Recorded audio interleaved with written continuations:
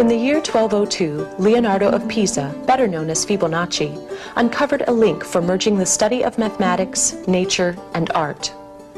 Not only did Fibonacci introduce the Christian world to the Hindu Arabic numerals we use today, but he also posed a seemingly innocuous problem about bunny rabbits. Fibonacci wanted to know how many rabbits would be produced in a year, beginning with a single pair. He assumed that starting in January and continuing every month thereafter, each pair of rabbits would bear a new pair once they were a month old. As he worked towards a solution, he noticed a pattern emerging. The number of rabbit couples increased in a certain sequence each month: 1, 2, 3, 5, 8, 13, 21, and so on. Each number in this series equals the sum of the two previous numbers. 3 plus 5 equals 8, 5 plus 8 equals 13, and so on. These numbers, growing to infinity, are known as the Fibonacci series. This may appear to be of little consequence, but these numbers would become the key to unlocking more mysteries than a plague of bunnies. For instance, in the field of botany, the structure of flowers is based on Fibonacci numbers. Lilies have a radial symmetry based on 3. Violets have 5 petals.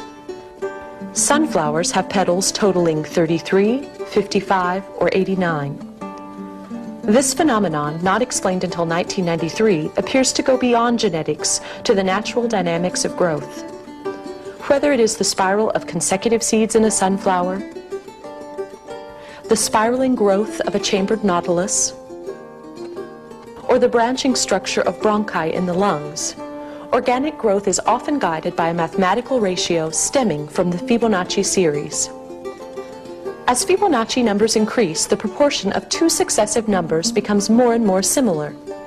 The ratio approaches but never reaches an infinite decimal beginning with the numbers 1.618. This ratio was given the name the divine proportion and was later called the golden mean. Eventually, it was given the abbreviation phi after the initial of the Greek sculptor Phidias, creator of the artwork on the Parthenon. As early as the Pythagorean school in 500 BC, the Greeks studied the ratio of phi and developed a method of constructing a rectangle with sides measuring 1 and phi. With a perfect square, a line from the midpoint, and an arc, they created what was later called a golden rectangle. The Greeks also found that if they removed the original square, what was left was itself a golden rectangle. The Greeks believed that the golden rectangle held a mathematical key to beauty, and they incorporated it into many designs. The most striking example may be the Parthenon, with most of its proportions based on golden rectangles.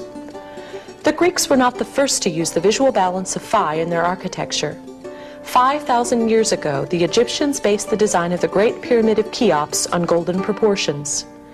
This measurement may not have been intentional, but it reinforces the belief that phi holds some universal aesthetic appeal. For centuries, artists have studied the psychology of beauty, while biologists have sought to untangle the complexities of nature. Yet it was Fibonacci, an Italian mathematician 800 years ago, who found the common mathematical thread that connects these two disciplines and provides a deeper understanding.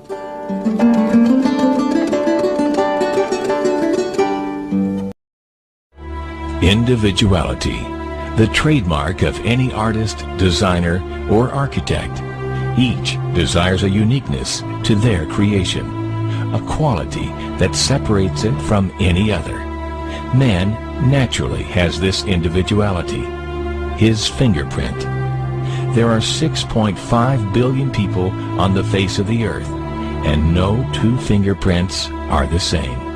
Everything we touch or make contact with is branded with a small expressed image revealing to all who see it who was there. As currents move through the ocean and the tide rolls onto the shore, the waves that bring in the tide curve into a spiral that can be mathematically diagrammed onto a plot at the points 1, 1, 2, 3, 5, 8, 13, 21, 34, and 55. Buds on trees, sand dollars, starfish, petals on flowers, and especially the nautilus shell are formed with this exact same blueprint.